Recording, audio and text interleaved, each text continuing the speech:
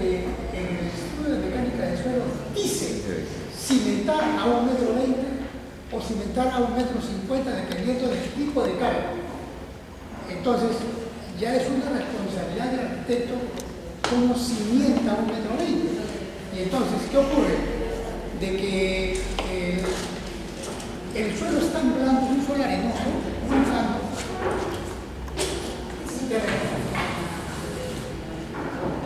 Y entonces, dice, la biomecánica del suelo dice que esta parte del suelo, 80 centímetros, no es bueno para cimentar. Es una arena muy blanda, húmeda, etc. Y dice, debería penetrarse hasta 1,30 m, 50 centímetros. Y acá debería cimentarse. Una columna con su zapato. Y si la carga es muy grande, dice, del nivel de terreno natural, 1,50 m. Entonces, recomienda cimentar a 1,30 m y recomienda cimentar a 1,20 m. Entonces, si esto es 0 por el nivel de terreno natural, es menos 1,20 m. Si esto es el 0, es menos 1,50 m. Por lo que es lo mismo menos 1,50 m. Quiere decir, dependiendo del tipo de carga, o cimentamos a 1,20 m para unas condiciones de carga o a 1,50 m. ¿Y qué resulta? Que el Lurín tiene un suelo arenoso muy suave y con humedad. Entonces, los propietarios, que también son ingenieros mecánicos y conocen el tema, dicen: queremos cimentar con platea de cimentación. La platea de cimentación es una losa de concreto, que si fuera un techo, es una losa de concreto, ¿correcto? Una losa. Entonces, es tan blando el suelo que si nosotros usamos una zapata o una columna convencional, se puede hundir. ¿Qué pasa, por ejemplo, si esta columna que tiene una zapata se hundiera 4 centímetros mientras que la de allá no? Entonces, el ángulo recto que forma la estructura allá se convertiría en un ángulo agudo, mientras que acá, al hundirse, se convertiría en un ángulo obtuso. Y entonces hay limitaciones dentro del concreto armado que permiten ese tipo de deformación. Esto, que esta columna se hunda 4 centímetros o 5 centímetros más allá que la otra columna, se llama asentamiento diferencial. Estoy tocando un tema de explicación. Y ese asentamiento diferencial produce ruptura en las uniones de las columnas y vigas. Y cualquier rotura en unión con una viga se llama rótula plástica. ¿Por qué? Porque el concreto se mueve y solamente queda el fierro. Y el fierro, con el movimiento sísmico, se convierte en un plástico, una rótula. Toda la estructura colapsa. Entonces, para evitar que el asentamiento sea diferenciado, en lugar de tener una zapatita, dijeron que sea un zapatón así, totalmente, y de aquí sale la corriente. Eso se llama losa o platea de cimentación. ¿Qué hace? Que el edificio se convierte en un barco, se mueve todo. Ya no hay asentamientos diferenciales, porque es como que si uno colocar una maqueta sobre eso y se mueve la maqueta con el piso. Pero una platea de cimentación es económica cuando se cimienta a 60 centímetros del nivel del terreno natural. O sea, no aquí, sino cuando se cimienta aquí.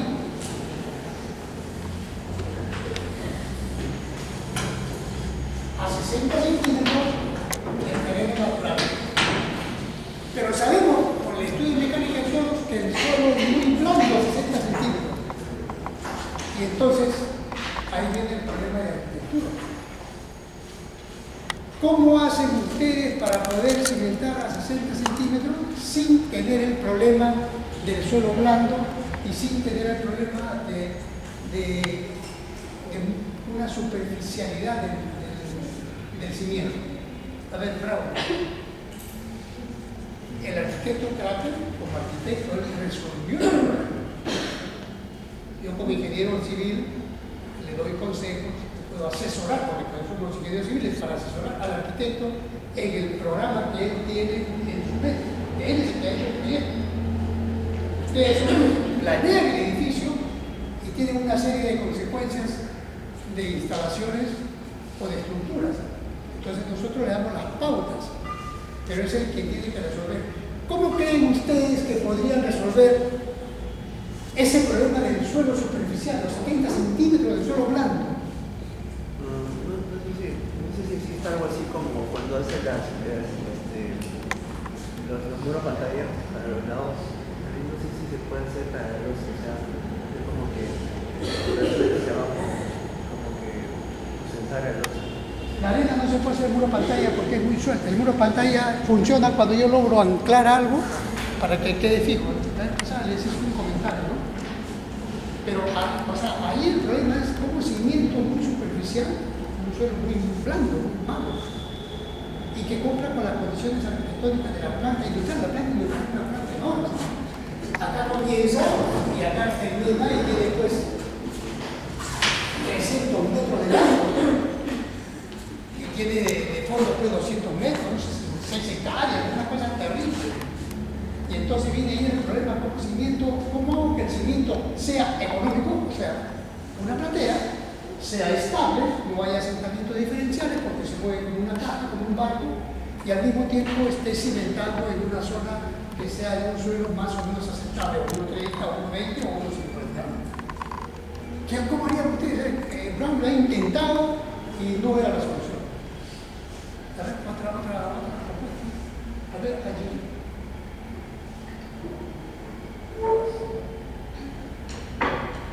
A ver, el que más o menos tenga una idea de un punto le va a dar para su partido. A ver, Lorena, joven caballero. No tengan temor, suéltenla. De repente les digan. O de repente tienen un buen criterio. Tenemos el problema del suelo y de la platea que es muy superficial. Tenemos 300 metros de largo, 200 de ancho. El arquitecto ya está planteando, estas son las oficinas administrativas, y hay todo un programa.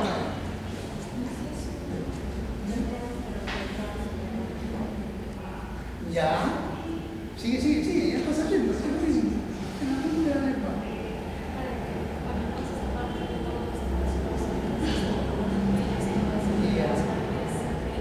Claro. O sea, lo que ella me da a entender, quiero entenderlo así, ¿eh? Dice, ingeniero, no se haga problema. Ingeniero tendría que ser.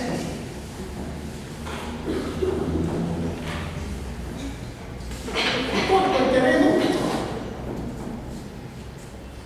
y bajo el edificio de acá, bajo 60 centímetros de lo que se queda del terreno, pero miren cuánto profundizado.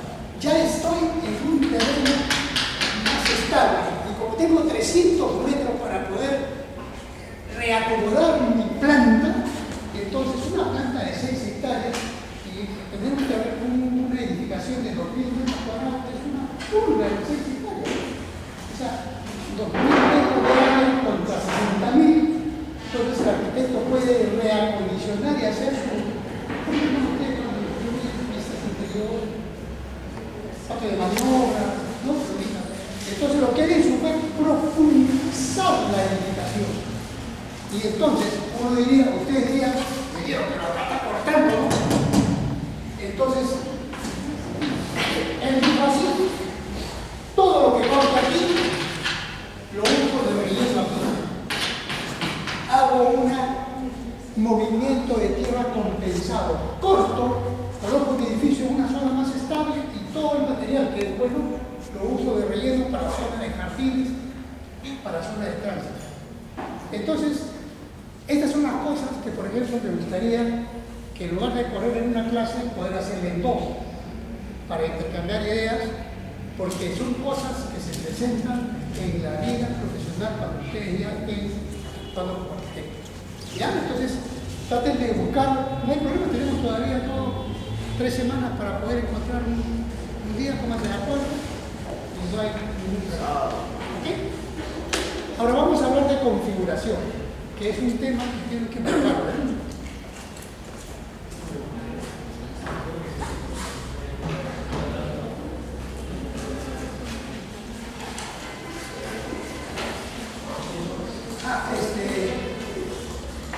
Hemos hablado de cemento.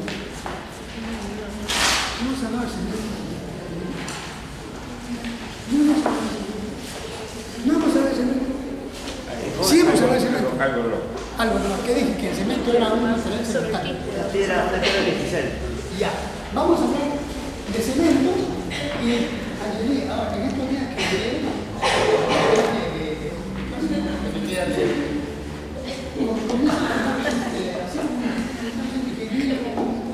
cemento. ¿Me dijiste?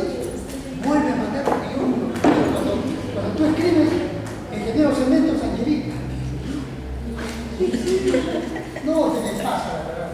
Está bien atareado y se me pasa, ¿ya? Pero vamos a ver comentarios. Existen 5 tipos de cemento. 5. ¿Ya? 5 tipos de cemento. 1, 2, 3, 4, 5. Ya está. Ya. Ahora, cemento tipo 1. Anoten, ¿eh? Yo voy a mandar un copia que Angelina no me diga. El cemento tipo 1, llamado cemento Portland. Porque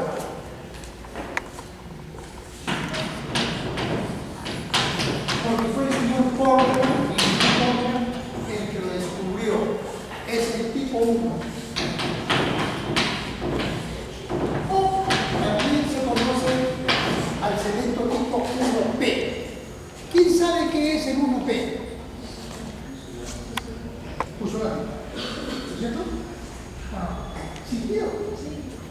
Fíjate que ayer no mucho tiempo en Canadá porque había venido la voleibolista, no sé por qué. Yo estaba que echaba chispa. Bueno, el cemento tipo 1 es una mezcla de, eso lo voy a poner en la copia, tiene silicato, aluminatos, carbonatos y otra serie de atos con sílice. Quiere decir, usted chapa una piedra del cerro, la chanta y la muelle tienen silicato. Son sales que contienen silicio, aluminio y una serie de componentes. Eso se muele y se lleva al horno a temperatura de más de 1000 grados y sale una especie de pelotas así como si fueran piedras que se llama el clinker.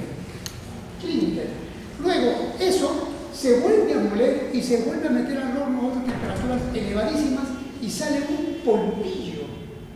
Ese polvillo es el cemento Portland, con una serie de propiedades hidráulicas fuertísimas. La cal hidráulica era el cemento de hace 300 años. Los puentes se mezclaban, el hormigón del río se mezclaba con la cal hidráulica y se armaba un concreto hecho a base de cal hidráulica. El problema con la cal hidráulica es que levanta temperaturas altísimas. Si ustedes se equivocan, salpicaba la cal hidráulica y producía quemaduras.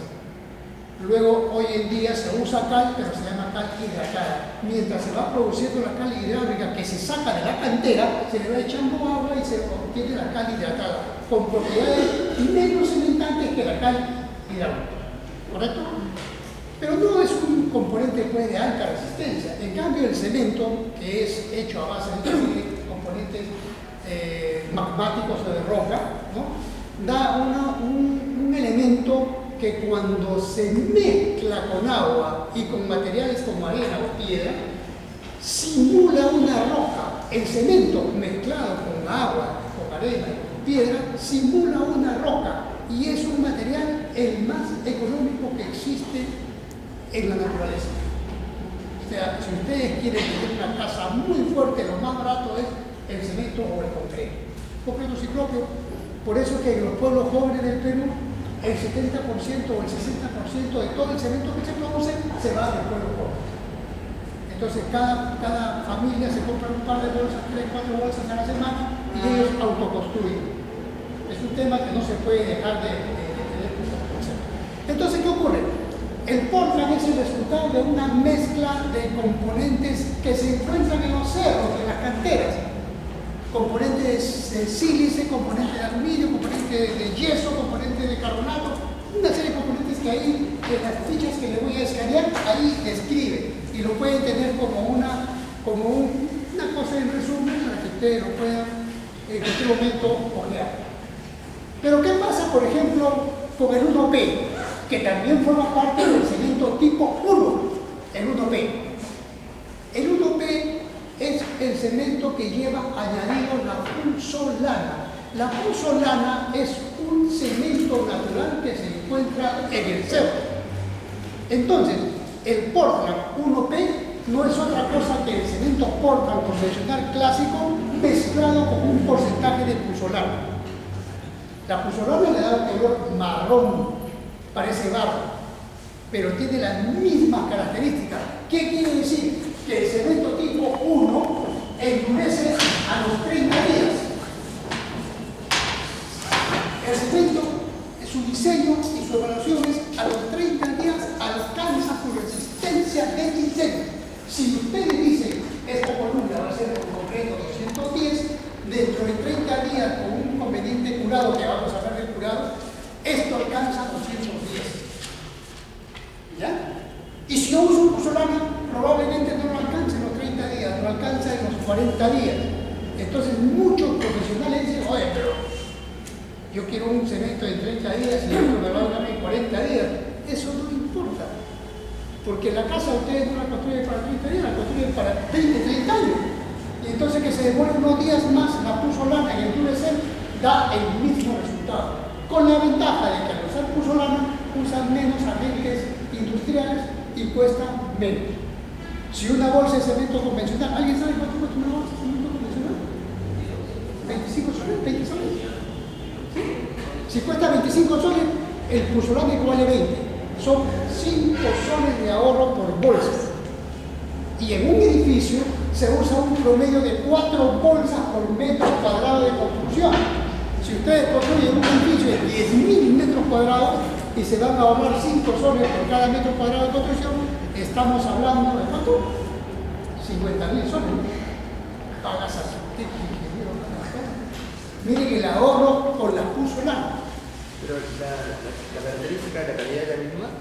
Exactamente, por eso les digo, se llama 1P porque está dentro del rubro de cemento tipo 1, las mismas características, solamente que uno cuesta producirlo y los países que tienen la suerte, como Perú, de tener puzzolana, pueden producir cemento puzzolana.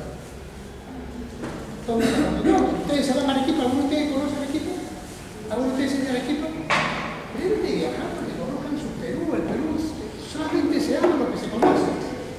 Aparte, en el Perú tiene en la ciudad de Yura una fuente enorme de puzzolana, y ahí sale el famoso cemento Yura, arequipeño, de buena calidad, como el andino que no tiene puzzolana, tiene otro tipo de componentes, ¿no? Y el cemento Lima que tiene puzzolana. Entonces es una serie variada. Y eso es el cemento tipo 1 o Portland, de uso universal, para todos los usos, para un piso, para una pared, para una columna, para un techo, para lo que ustedes quieran. El cemento tipo 1. Luego viene el cemento tipo 2.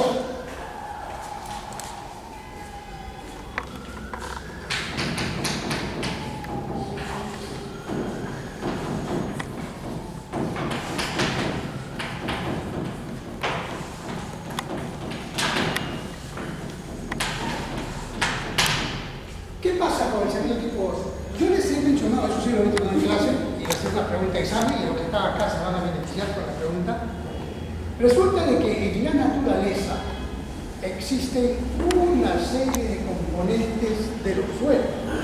Por ejemplo, sale los gases de una emulsión de un volcán, y sale pues lava, sale roca magmática, y salen una serie de componentes que a la larga cuando se enfrían son rocas. roca magmática, roca volcánica, la roca más fuerte que hay en la naturaleza. Esa roca, con el intemperismo, con el tiempo, lluvias, sales ácidas, todas esas cosas, la roca se va erosionando. Los ríos, los huaicos van partiendo la roca y se van formando las cadenas. Y con el tiempo vienen otros huaicos, otras precipitaciones, y esas arenas se van compactando y dan lugar a una roca blanda. Se llama roca arenisca. ¿Alguno de ustedes ha ido a Paracas a bañarse? ¿No ido a Paracas tampoco? En Paracas existía lo que era la famosa catedral, que era una formación de una roca, parecía un cerro de roca, que chapaba una llave y raspaba la roca. Esa roca era muy blanda, era una roca arenisca. Y el mar de Paracas se encargó de horadarlo y parecía una catedral. Y uno iba allá y era una cuestión turística donde mucha gente venía a ver la catedral en Paracas. Hasta que un día vino un maremoto y se llevó la catedral. Pero todavía hay roca arenisca. Y esa roca arenisca sufre transformaciones luego de terremotos y un montón de cosas y da lugar a hundimientos y a crecidas con terremotos, fallas geológicas, sismos, tsunamis, subducción, todo eso, hundimiento de placas tectónicas, y esa roca arenisca comienza a ser aplastada, se aplasta. Así como cuando se aplasta el carbono, da diamantes, la roca arenisca se aplasta. ¿Y a qué da lugar? Da lugar a la roca metamórfica. Son tres tipos de roca. Entonces, durante este proceso, voy a poner una cámara.